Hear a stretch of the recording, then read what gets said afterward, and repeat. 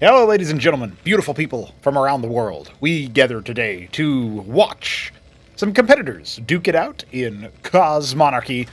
Well, you know what that means, lads. It's time to check out TopRamen, who is in the bottom right of Punch Drunk here, our smoky black Terran player, against ArbuzBudesh. In the bottom left, our Dark Lavender Zerg player. Protoss turned Zerg. He's apparently seen the error of his Protoss ways, or the light of the Zerg, or some such, and he will be duking it out against Ramen. He will be going Hydrith as an opening. Now, this is something that I've noticed. Zeke been occasionally thrown in pool, but he does still like Hydrith versus Terran, so it makes sense that maybe Arbuz would be following in those footsteps. That seems to be the, accepted meta game, if you will. We'll see what Ramen wants to do in front of that. Now, these two players in our second semifinal of the Tribunal stage here are fighting for the privilege and honor of duking it out against Oya in our grand final.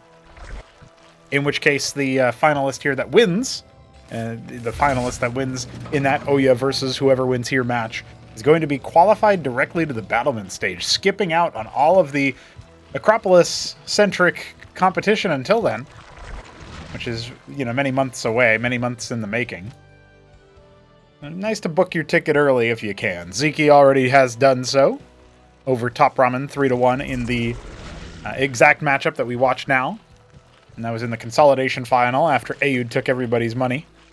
But it was, of course, Mr. Mr. Oya, who's been dominating so far. Hasn't dropped a map. Can't say that about Arbuz. He was very close to elimination in his very first series, and obviously narrowly squeaked by over some of Shopkeeper Dog's antics earlier in the previous round.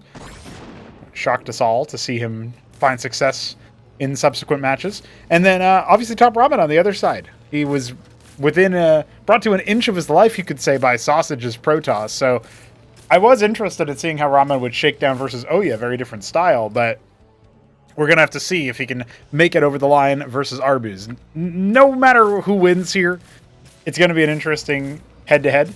But I do obviously favor Ramen. I mean, you'd be kind of silly not to.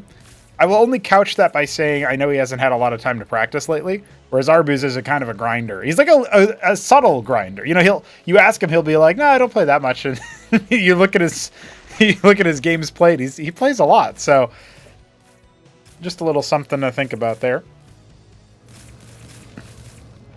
We got ourselves 3 stockades for TopRamen, and his ministry is already done. So he's going to be going a little bit of a macro focus here, and only now, unstimmed Mavericks kill the Izira core. That's a little sloppy from Arbuz. He's got a lot of Hydras and a single Izira core, but, I guess that is kind of a scary army for this stage of the game.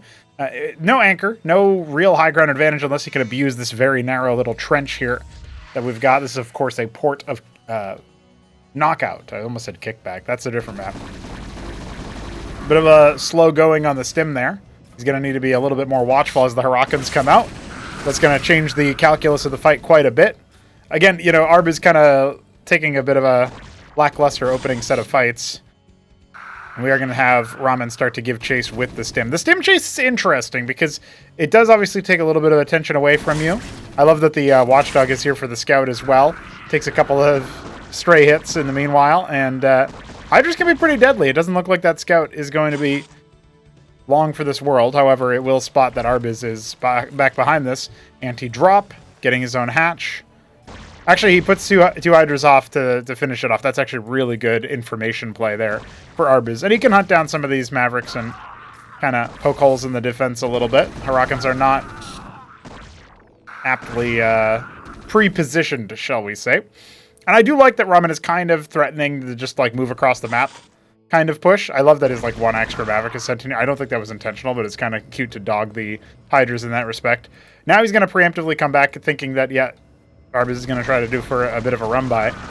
But 4 stockades are operational now. This should be way too much for Arbuz to sort of get away with now. And when you gun down all of these advanced units, get it to the point where you can hold it off with just your reinforcements out of your stockades, you can and should move across the map and put more pressure on, force him to make more combat units. He's only got the 5 Hydras at home.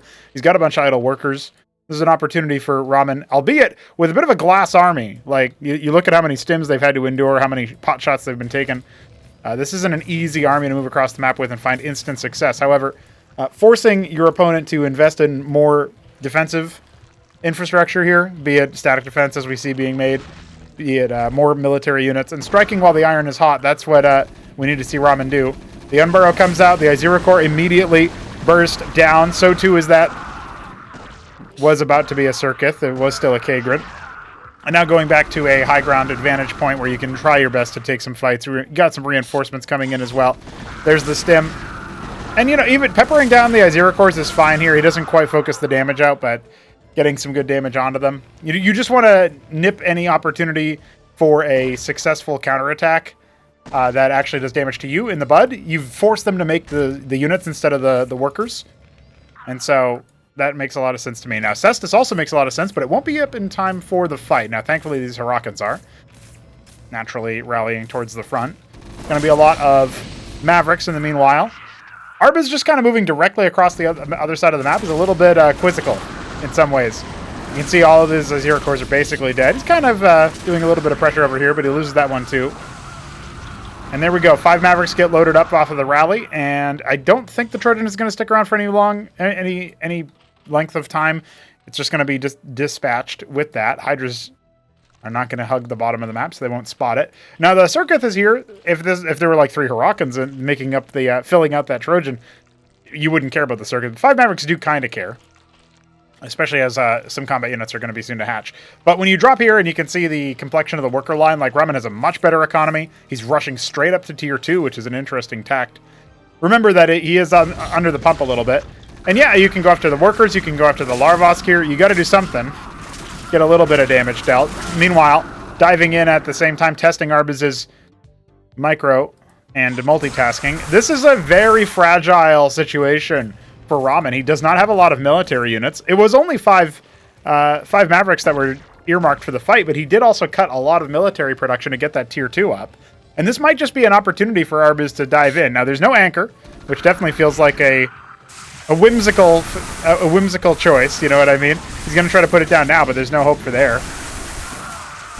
More Mavericks coming out. The bounces are going to be doing a lot less damage from the Bactals, thanks to the Cestus. That's really, really good. You can see him, he's even throwing Masons deliberately on the front lines. He's only now got 5 Hurricans coming out. It's like one production cycle off from Ramen here. And the Cestus goes down. The Anciel is soon to follow. The Masons have to evacuate. This feels like, you know, even once his tier 2 is done, what's he going to do with it? Make Sentinels? A little bit of a unfortunate situation for Ramen to be in. He's only got Hurricans to try to do anything with this, and, well, spoiler, they're not going to fight all of the Hydras, all of the Azira Cores, and all the Bactalisks. Still, a big worker deficit here that Arbuz has to try to come back from, but a little bit of a flub on the unit control once again from Ramen means that his Mavericks weren't even stemmed for that initial fight. He's just desperately pumping them out. And, you know, he can come back from this, but he needs to be on point with the Mavericks, and they're just waypointing into death. I don't know what else he's focused on right now. I guess making his tier 2 production, but that's not going to work out, man. You need to deal with this threat immediately. He's back to making double Mason. He's landed his second Ministry there. He's going to cancel the extra stockade that he was making, and, well, yeah, he's just going to call GG. That must be disappointing for Ramen. He had the timing mathed out of super early tier 2. I just can't imagine that working when you know your opponent has the brawly kind of early game army, and he's trying to what would you say, speed off into tier 2 while his opponent is like, hey, you got nothing on your door there. You know, maybe if the whole army had gone back to defend the drop, that would be a different story, but it kind of got bungled on that first Circuith, and there were reinforcements spawning on location. Game 1 going to Arbuz. Let's go to Game 2. TopRamen has been bloodied, and now he moves on to his opponent's map pick of Frosted Forest. He's it's same colors, actually. I think it's Smoky Black Terran for Ramen, and it's just regular purple here for Arbuz. I took only a look at the name. I thought maybe it might be Dark Lavender again. This is Dark Lavender Budesh, ArbuzBudesh's map pick here. I'll go ahead and rattle off the veto if y'all don't mind me doing so.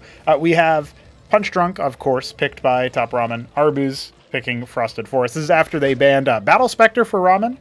Crisis Vector for Arbuz. He's really sticking to that, making sure that Weekend Wage is like Monopoly, if you will, Crisis Victor's Monopoly on Weekend Wage doesn't extend into the Tribunal stage. I appreciate that. At least that's, maybe he just genuinely doesn't want to play the map, but that's what he said first time he did that, so that was pretty funny. I think that was against Grass Eater, if I'm not mistaken. All the way back then, and all the way back when we were young lads at the start of this event. We will have, of course, Knife's Edge as our map 3, assuming Arbuz does not 3-0, which I do not predict. I still predict Ramen to come out of this one. We're looking at Mass Destruction for Game 4, a map that Ramen really enjoys. And if we need a decider, Rage Slave, once again, which is pretty cool. Now, while I've been talking, this is a Larvosk into Pool, and we have a Mason, a Maverick, 2 Mavericks. Okay, so this is a bit of a rush play from Ramen, where his Mason is like somewhat normally timed as far as the Scout goes, but the Maverick is here. Now, historically, Arbuz has lost to this kind of play before. Shambler also taking a lot of early licks versus Terran when the bio, just stims across the map, basically, and comes to get you. Now, the second Maverick isn't coming in here, which is an overlook from Ramen. You can see a bit of a burrow. One worker has already been killed. He's just waiting for those Zets to come out. And the Maverick will finally die. You can see he might have been trying to go after the one that was burrowed there, and only now is Ramen remembering, yeah, I was supposed to have a second Maverick for that fight, but it just didn't come. That could have definitely done a little bit more damage there, but it disrupted some mining, killed a worker. One of them is burrowed this whole time, and Arbuz will eventually figure it out, but it gives me flashbacks to those games where, like, Cannoli and I think Grass Eater at one point also had every like lower level Zerg that's started to grow towards Class 2, or in Cannoli's case has been at Class 2 in the past. Every Zerg like that is always in a situation where it's like, damn, okay. I guess I just didn't need those workers after all. Maverick is not going to make it back home. A little bit too slow on the stim key. And has to micro back a little bit here. Losing the Hurakan to Zets is a little bit unfortunate. Remember, this is on release, so this is prior to their plus 10 HP buffs. Got to keep that in mind. Oh man, the stim sound and the obviously it was expiring there, not activating, and then loading into the anchor. It really reminded me of Ultra playing in this particular case. He would always stim them, like reflexively stim them. Very funny stuff. Somehow those Ethicores not getting targeted by all of the Mavericks at once, so instead they all took a little bit of damage, and I think he traded like two Zeths for 2 Mavericks or something. You're going to be happy with that trade. Expansion lined up here for our Zerg. And Ramen actually, like, the Zets have pretty poor vision range, so they didn't get close enough to see whether or not there was a ministry. Ramen's not going for an expansion immediately off the bat, right? He's going straight into a Fulcrum. So the fact that he's not opting for a ministry off the jump makes me feel like this is going to be a bit more of a sharp timing from him. And I mean, I'm going to be honest with you. The star pad only makes me feel even more like that, even more so in that respect. So let's see what we've got from Arbuz, because this is him opening Pool instead of Hydrith. I wonder if he was expecting some kind of hard counter attempt, and that's why he's pivoting. But I do think that it's good to show that you can open a different style, and he's going straight into Vornath here, which, with all of the Zeths here, I think we can tell what units he's thinking of making. And spoiler alert, it's not Nathricores. The hatch is going to come on down and be a little bit before it's done. And it looks like the Zerg army is intending to move across the map before mutating those advanced strains, given the wings to the Zeths. This feels like it'll be bad for pathing around this ridge. Maybe you can go underneath the Kagran, I'm not entirely sure. Only 4 Vorvs so far. It's going to be Matador Maverick from TopRamen. You can see the first Matador already. At the very least, it'll be a Matador drop. He might need all hands on deck just to defend. You can see the attempted surround, but only 4 Vorvs. I mean, there's a lot of Mavs to try to apply the debuff to, and it just feels like that's way too little to actually do the surround. All that being said, he actually did a lot better than I thought. And seeing the Trojan with that last quaz, I don't know if he actually did see it. I think he did, just barely. That is a surprising little move. That's like as cost efficient as that one quaz was going to be. He's got a bunch of Zets. He's got more quaz coming, a pair of Nats, and going straight into the Calcure Lake. Means that he could be going for the Calculus harassment that we've seen like Zeke popularize versus Zerg. Or he could be doing something a little bit less. And it turns out that gas pathing is acceptable. So no worries there. Zets are going to try to dive bomb onto these Mavs. It looks like they will be successful in the process. The Nats hatch, but the Matador and the Mavericks are already here to do some interesting moves. You can see the Mavericks stimming off to the other side. The Matador has been doing some pretty good damage, but Nathricores are obviously going to rend its armor even further, so no dice there. No workers. Oh no, one worker did go down. It did pull the Zets back, and the Trojan is not escaping. Goodbye, Trojan. We knew you well. Single Wraith is leaving the building, because, you know, you go anti-drop defense, that's ground. However, there are still quads here, so that's going to be a little bit difficult to really turn into anything else. But the Calculator Lake was scouted by Ramen. I mean, when you see the pool mutating and they've already shown you Vorvs, you know there's only one thing that could beat. A treasury instead of a ministry because he had a couple of extra workers on the saturation here is an interesting choice. Again, kind of pointing to Ramen, just trying to get a little bit of salvage after his early round. Doesn't quite get that worker kill onto the Droleth. Trading his Wraith for not really anything because I don't think Arbuz even reacted. That's pretty funny. Another one will come in and try to pressure the natural, and there is an anti-drop Circuit, but not an anti-air, you know, Wraith, anti-Wraith kind of play. And as the pool units are kind of cycling back, we're in a familiar territory here, just like in game 1. But now it's Arbuz on the receiving end. As Calculusks are being made, but the Wraith is heckling the workers in the natural. The Mavericks and Matadors are together, putting up a united front, and Arbuz was, I guess, trying to do some kind of switch when it comes to the units that he would be making, and the kinds of tech he would have access to. But I mean, now it's a totally this is kind of a clean sweep here. The Mavericks could have turned and fought the Nats. Instead, they're just going to try to break down the Calculator Lake. It doesn't quite look like they'll be successful. Although, I mean, these Matadors are taking quite a while to actually get killed. So maybe I'm wrong. Yeah, they will kill the Calculator Lake after all. And, you know, losing your Apex tech node and having to reinvest in it, losing a bunch of workers in the natural, most of your army, you know, one Calculusk is left. That's pretty rough, right? I mean, this time, you know, Ramen is still scaling his economy up, albeit slower than he would have had he had a ministry. Now he's adding a third base. At least that's what's going to happen with that ministry. Where is that ministry being at? Over here. Yeah, he's going to float it over to the low ground. He's got a drop earmarked with a Matador and 4 Mavs. Yeah, this is looking pretty dire. I mean, at the very least, Arbuz's army is still here, and this drop can't be paired with anything. But maybe he can get some damage dealt to the worker line. He's going to go ahead and stim. Looks like maybe he wants to go after the Circuit. So I love that that whole time, by the way, the Matador was going after the workers. I don't know if that was a deliberate target or what, but brilliant there at the end of the day. The deployed Matador just takes so long to be killed. And they killed the Circuit. They killed a bunch of workers. And they scouted, of course, that the Calculator Lake was being remade, although I think maybe he knew about that already. So that was another very effective drop, considering it was right next to the enemy army the whole time. Looking like a very Ramen-heavy game. Ramen is ahead, for sure.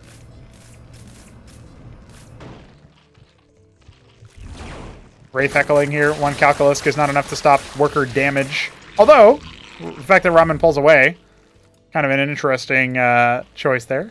Could have been more. Calculusks being made again, but look at the massacre that was at that main base. Sometimes it's worse when you look at the aftermath and you realize how few workers you have. Obviously, in Cosmonarchy, the corpses stay alive. Stay along, rather. The corpses aren't alive, unless there's Reclaimers in action. But the corpses stay around a lot longer than in traditional StarCraft, so you get to really soak in the aftermath. And this attack just feels like, from Arbuz, it's not going to be enough. I mean, of course, you are going to try to pressure around here. You've got the Phalanx, which almost seems surplus to requirements here. Mavericks get for a very late stim. So far, it's starting off as good as it could for Arbuz. By the way, a drop with a Phalanx has left the building. The Mavericks are still trying to defend this one Phalanx, which has splattered a lot of the ground units. Obviously, there's not that much defense for the air.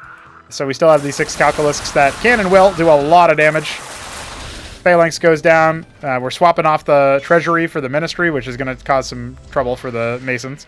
But we got plenty of Mavericks over here to try to defend. Oh, it might have been fortuitous timing, considering the Calculusks come in, and there's nothing for them to do, nothing for them to get. And away we go. Just scoots it up, and you're going to have to really micro against that if you want to do something about it. Well, softens them up. That's about it. Yep. Then he unloads it over here, and he spots vision for it with the Trojan at some point, but the Nathracor and the Calx will shut that down pretty quickly. Problem is, that means that the ground army is moving across the map. I don't know. I don't really like Ramen's ground army right now. He's going for tier 2 again. He hasn't really scaled up his production too much. He's still on 2 Falcon and 4 Stockade. No stem on that Maverick attack means the Zets will clean him up. And the Mavericks are really important because they're the only anti-air that he's got right now, so The fact that he doesn't have like a magical with this army or whatever, it does pose some problems. Yeah, this is a very awkward fight, isn't it? Losing a lot of units for seemingly free almost, you know, like, okay, some Zethra went down. Pretty good fight, honestly, for Arbuz's sake. Sieves are being capped. Atlas is halfway complete. A Madrigal is on the way to try to help deal with the Calculisks, and Matador is just doing its best to absorb some of the damage. But a lot of the Mavericks went down, again, mostly just to Zeths, right? And so they haven't been able to stim after the Calcs, which don't have the most health, right? So, like, Mavericks can deal a lot of DPS. I'm not really entirely sure what the role of the Phalanxes even are right now. They don't feel like they are accomplishing much of anything. It is kind of amusing to watch the Calculists try to kill them. So I guess he scouted a circuit with that. But, you know, like, those are interesting choices from Ramen, we'll say that much.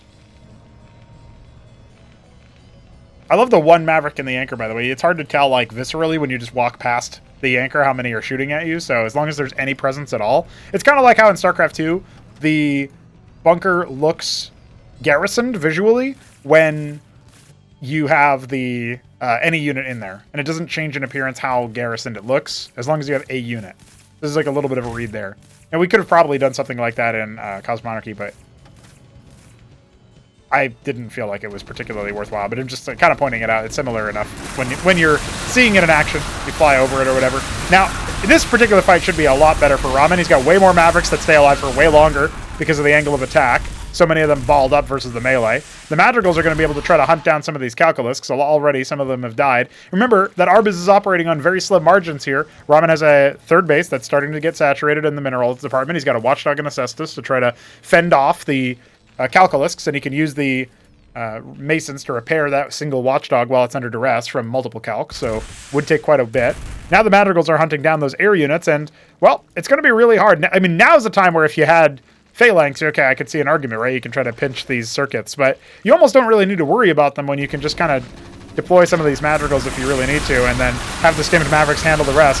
The fact that they're just kind of focused on... I love the split from Arbuz, but he's not really splitting the Calcs too much. It looks like he will still be able to break through, but he loses a lot of Calcs in the process.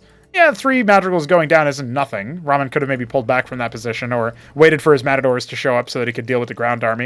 We've got some Lyrilisks on the way. Stimming after him. It's a bloody game. It's a messy game. I'm not even really entirely sure that it's a sold, done deal for in favor of Ramen anymore. But he does have Apostles coming up for Tier 2, and it's going to be pretty difficult for Arbuz to try to fight against that.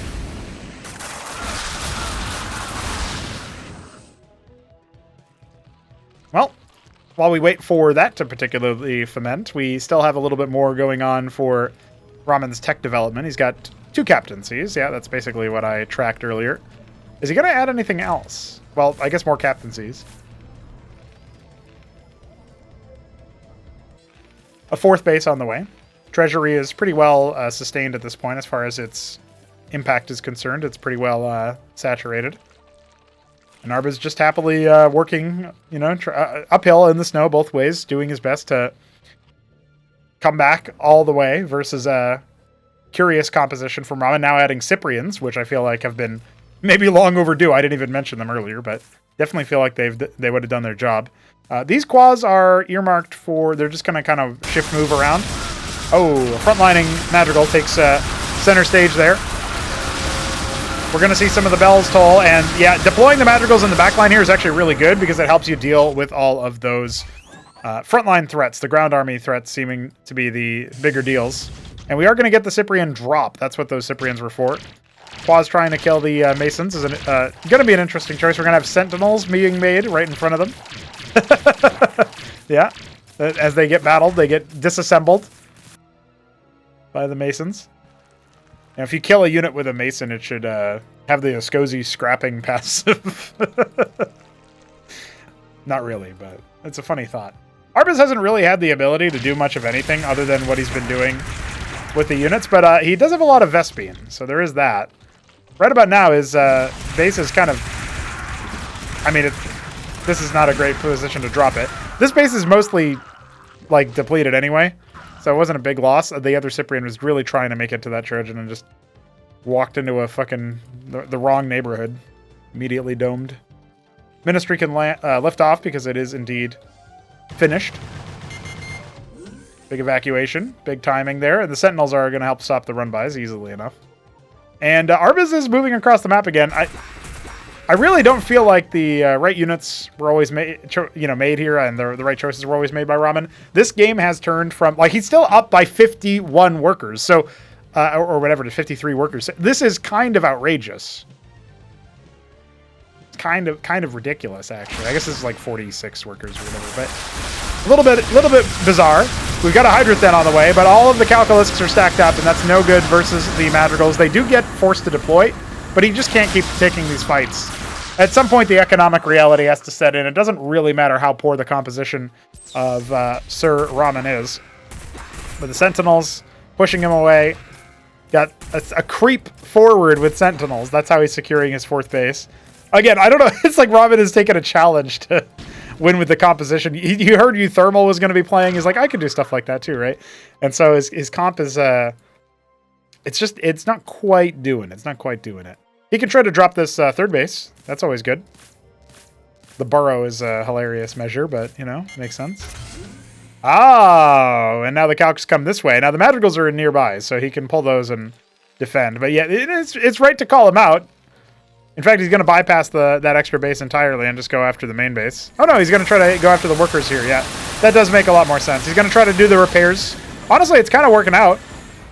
There's a lot of Calcs here, though, so... revealing them in that respect. Yep. Spawn camping this extra base, and they will be taken care of, but the Madcap is well charged at least, so it gets a couple of kills on the way out. What am I even watching, dude? Is this a Sentinel with a Mason repairing it, solo securing base number 5 for Ramen as his 4th base has finally made landfall again. In the meanwhile, Arbuz has gotten his Hydroth done up. He's making Hydras. Does he have anything else? He hasn't mutated it, so no. He's got a lot of Vespene gas. He just can't bother getting any... He just can't get enough minerals, man. All of his workers keep disappearing. How's that possible? Maybe he can stomp his way over towards the prospective 5th base at the 8 o'clock and see if about stomping that. There's nothing really over there. I guess there's the army is pretty close, and the Madrigals are just going to tear through these Calcs. You really got to be respectful of them. Deploying is a good move. We got Strigas out as well now. And I just don't think he's going to be able to do much of anything. He finally loses the whole army and calls GG. But good God, that took a while, didn't it? That took a long while to resolve. And I mean, I said earlier that I still count Ramen to win this. If he can shape up after those first 2 games, that's one thing. But, it's a bit of a different move when, Ramen loses in a bit of a disappointing way in game 1. But Arbuz didn't exactly make any mistakes along the way. I mean, there's some things you can improve, obviously. But he didn't like... It's not like he almost threw it or whatever, and then it was back and forth, and eventually the complexion of this win is a lot shakier than Arbuz's win. So let's see what happens in our 3rd map, Knife's Edge. I am looking forward to it. It's a 3-spawn map, 4 map 3. That's 3. Game 3, a 3-spawn map. It's time. ArbuzBudesh in the top left is our dark green Zerg. Ramen mid right. Man, I think he's the silver Terran. Oh, but it was dim gray. Yeah, I guess so. That makes sense. I hate that color. Never a possibility for me to guess that one. Ramen's going to be going for a very fast arcade here, and Arbuz seems to be switching back into Hydroth, if my presumptions about the Vespene that he's going for are correct. I do feel like this is a map where you can't really do pool shenanigans as well, although it hasn't been tried that much lately. I don't really think that Arbuz's opening or how Arbuz navigated the pool-based matchup there really was much to hold a candle up at. You know what I mean? Like, I look at that. Sorry, that's not a very, that's a kind of a cursed analogy, isn't it? What I mean to say is, that's not what you should be thinking that's going to be the average pool game. Ramen happened to go for a hyper-aggressive thing. He probably could have gotten even more early game damage had that second Maverick rallied in. Hard to remember that after the 19 minutes or so that we watched the bonanza that ensued after. But remember that's basically how the opening few minutes went. That could have been like a 5-minute game or less, depending on how well the control was there. And so that's something that's going to happen to you. And if you don't expect it, or if you don't droll scout because you're trying to keep your economy as maxed out as it can be, then you're just going to sometimes deal with that on 2-spawn maps or on maps where they happen to gamble correctly, as Ramen has right now with his first Mason. So in those kinds of situations, you might be in a situation where you just get bopped, right? You might just get domed in that respect. And I don't really think that like the difference in terms of unit timing is that vast between Hydrith and Pool. So just some food for thought there. I feel like the first couple units, you might need to just invest in like a pair of Rillarokors and then fight them with Drolls. You know what I mean? Like just fight them with the workers. The Hydra is going to be the first port of call here for Arbuz, and he is switching into an Izira after the fact. Depending on how this engagement goes with those 3 Mavericks, we could see Ramen go for some kind of very good move. And he does end up pre-stimming, but he's going after the wrong target here, I think. I think you just pull away from this, honestly. I think you start to become a little bit worried. You could see him switch directly into Fulcrum. Oh, he's still sticking around here with the 3 maps. This is kind of dangerous to me. Yeah, for my money, I wouldn't necessarily take this one. Oh my god, the 1 HP Maverick that couldn't be stimmed just body blocked the 2 stimmed Mavs. You got to be careful with your unit positioning, man, your unit pathing. All right, so that's it. He's cut, remember, he's cut Stockade production to make that Fulcrum. And this has turned into a very aggressive rush from Arbuz. He's anti-dropping himself already with that Circuith. And, well, I just don't quite know how how scary this defensive force from Ramen is going to be. The Star Pad's already on the way. We know Ramen likes to be a little bit tricky and daring, even, with his early game, where he'll be in a situation where he has a lot of, not a lot of combat units, and he still sends a bunch away to drop. So there's the stem. The Hurakan has not been able to make a single connection. One of them's already died empty-handed. Man, very, very difficult here for Ramen to get anything done. Now he's being borne down on by a whole bunch of Hydras. They're screaming down that ramp, hungering for blood. The Izira very close to death. Next engagement is almost lethal for a guarantee, but no pre-stim, no defenses here. Very open situation. And those, yeah, they can just chew through them, honestly. The Hydras can chew through them. They got the range advantage on the cliff now. Hurakan's coming out. He goes for a scrapyard, which, honestly, I feel like he needs all hands on deck. Cyclops, Vultures, something. This is so cursed right now. That's the first Hurakan shot we've actually seen make connection. And, I mean, what does Ramen even have? He's got an Antseal coming. He's making more Mavs. He's making a Matador. It's going to be a while before that bad boy is done. He can't quite repair that one very easily. I'd almost favor, like, lifting this stockade and putting it like this. You got to watch out for funneling your Mavs through then, but better surface area for the repair, that's for sure. All right, let's see what we can do here with this Antseal coming out. Arbuz has admittedly been pretty all in. Like, he hasn't made a single worker in a while. He's just been making Hydras, but those reinforcements are about to come. And there's the trap with the Izira that's fully regenerated. And down goes the Matador. Feels like hopes and dreams crumbling. Ramen is done for, man. GG. We go to game 4, and it is on Mass Destruction. It is a good Ramen map, but this looks dire, man. This looks like we are about to watch Arbuz roll through another Terran that it doesn't really seem like on paper he should be able to. Let's see if we can avert disaster in game 4, and we can have, Ramen come back to supremacy, because we need that in our lives for Cosmonarchy fans. Long and you've been following the game a while. Ramen's just a household name. But he's kind of getting stomped on right now. Let's see. Let's see if he can cook something up. One of the things I was thinking about here as we were panning into this map, I always have these, I have 2 seconds to go from end of map 1 to start of map 2 or whatever. And in those 2 seconds, I often do have, a flash of, little narrative thoughts. Just a little bit. And one of the things that my mind was awash in is thinking about how, Arbuz was supposed to be, on paper, Arbuz was dead game 2 for a very long time, but he stuck it out. And it's funny because Ramen often sticks it out in games, and it's not always something that adds up. It's not always something where it's this makes sense to do. But Arbuz, I don't know, there's something, maybe it's just because he's Zerg and not Terran, and he's, in the past he's been Protoss instead as well. It's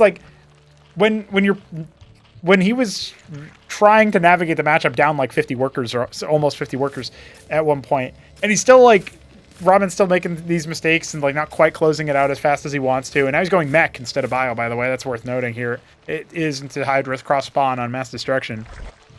I just have a feeling that the way that we're going to see this matchup be navigated, at least by Ramen versus Arbuz, these two players head to head, there's something about that where it's Ramen, when he's had his own fair share of miraculous comebacks. And I think one of them was even against Jack Yelansky in the last Acropolis, if I'm remembering correctly, and it was in this matchup as well. It was on Serenity, as I recall.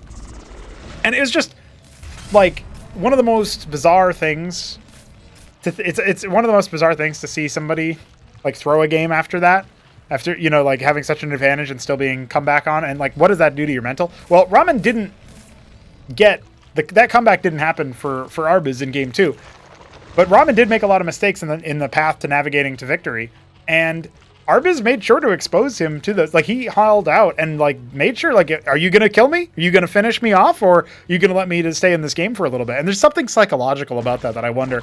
Then like Ramen trying to be this aggressive player in map 2 and also in map 3, and map 2 gave him an advantage. Map 3 obviously backfired.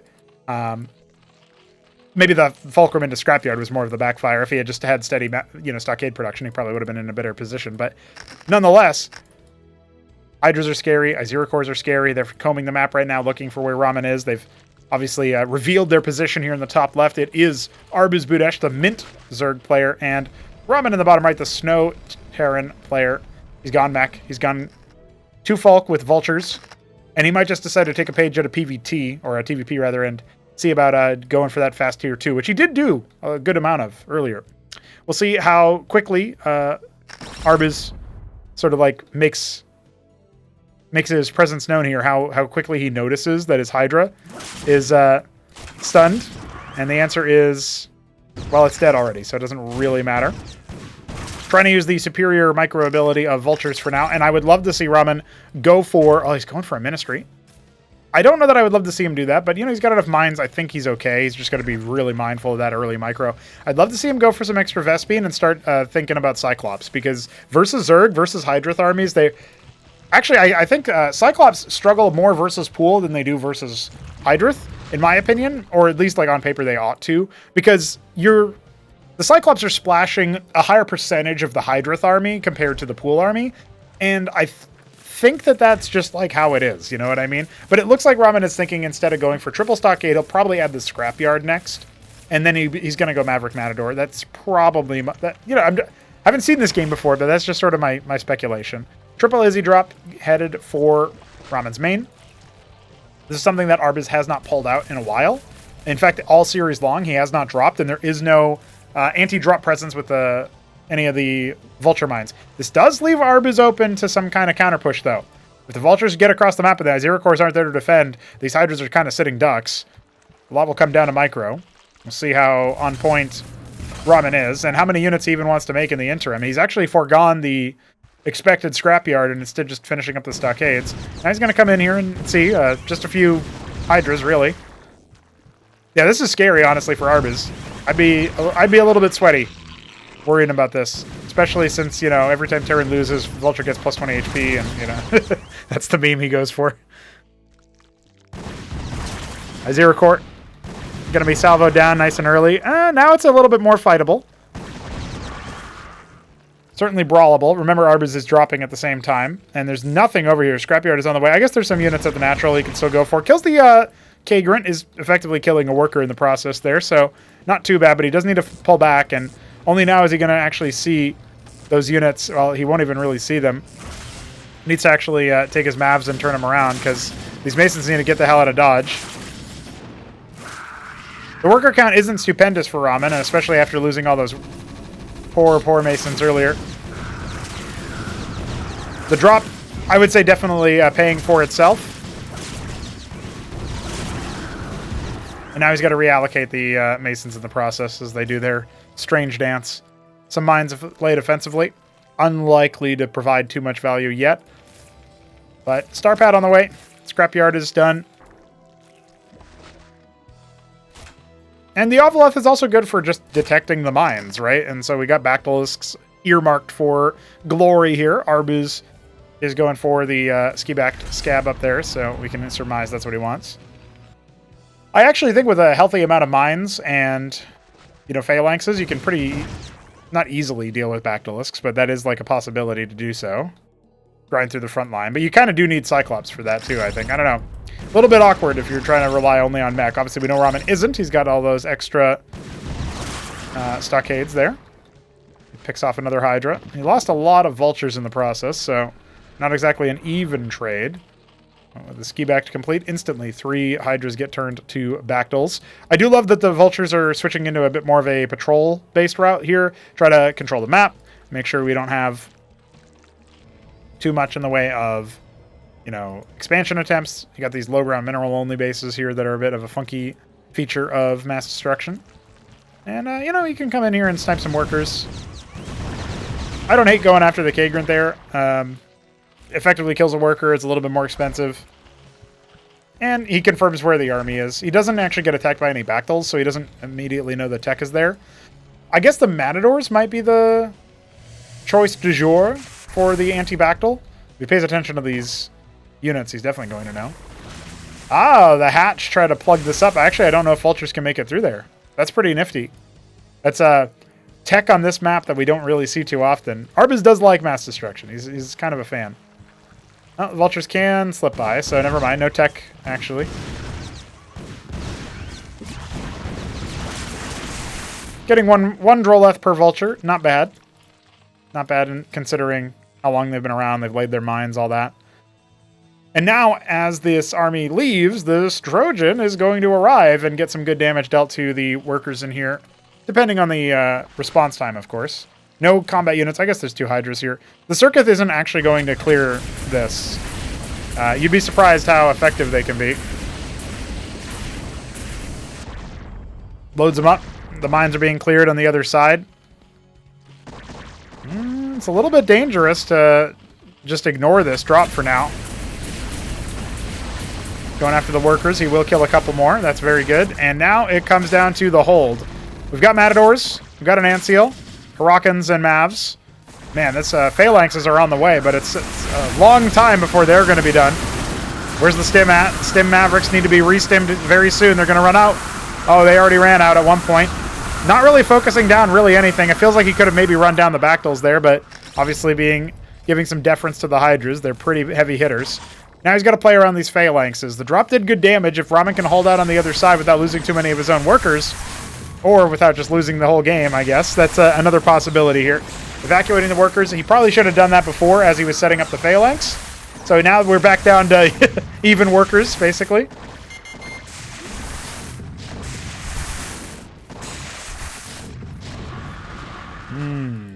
Pretty good shellackings there are the Hydras.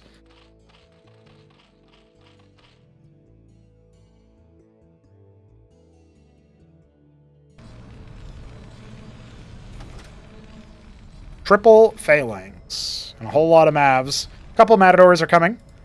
I think, yeah, it's kind of unfortunate because Ramen in Game 1 and now in Game 4 again, it's like one cycle too little.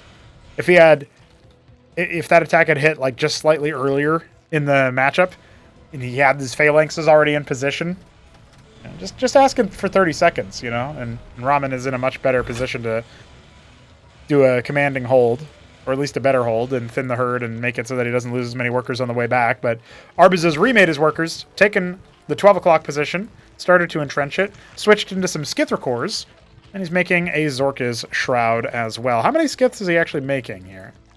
So 5 Skiths, I mean, that's an amount. Mostly ideal for... Oh, this is kind of interesting. It's going to walk right over. Mostly the Skiths are ideal for, like, flying in and killing Masons if there's an unprotected position. Got that 3rd Ministry. Army on the other side of the map, so Ramen's guard might be down. But remember these mines from earlier. They might give a little bit of an advance warning. I don't know. Yeah, they definitely flew over a couple here. Let's see what Ramen's reaction is. He's got the Mavericks to deal with this. But he's got to respond to this... Oh my god. This is brilliant. The under attack notification hit. And he's like, oh my god, I gotta go defend my drop. Meanwhile, his naturals just ransacked down so many Masons. He just transferred more in. Preemptively evacuating the ones from the main. Oh my god. The Matadors are unlikely to get nearly as much damage, but we'll see. We'll keep tabs on it. It was about 42 at the start here, and the workers mostly evacuate. He could have just killed the Circuit, and he won't get away with the from the Hydras there, so maybe he ought to have. 9 more Skiths on the way for Arbuz. You don't expect them to go back into Skith after you riposted the first attack, or, you know, absorbed it, as it were, for Ramen. Down workers. Got a pretty big army. It's worth pointing out, like, the Zerg sacked their Skiths to kill Masons, but they didn't do any damage to the ground army. Still, there's, again, 9 of them. I don't know where the 9th one was, but it was somewhere. We got Zoryus coming. I think if those get off the ground, you can call it for Arbuz. Really hard for Terran to be pushing into situations like that. I mean, even this number of skits is a little bit dangerous. We do have Mavs, but we don't have any Matadors, right? It's only Phalanx here. Mav, Phalanx, that bio tank style that I really appreciate. But the bio has to do some serious heavy lifting. Where's the stem? He's actually unsieging, and maybe one of the worst times that he could, because now he's going to get engaged upon, but he has nothing in the front, no Hurricans, no Matadors. He's just getting totally sandwiched. Good targeting onto the Phalanxes at first, but god damn, son, his whole army's wiped. He's panning over. He's trying to figure out where he can send his little strike force here. Not a bad idea, but he's got nothing at home at all. And this might be the point where we see Ramen out of this single limb tourney.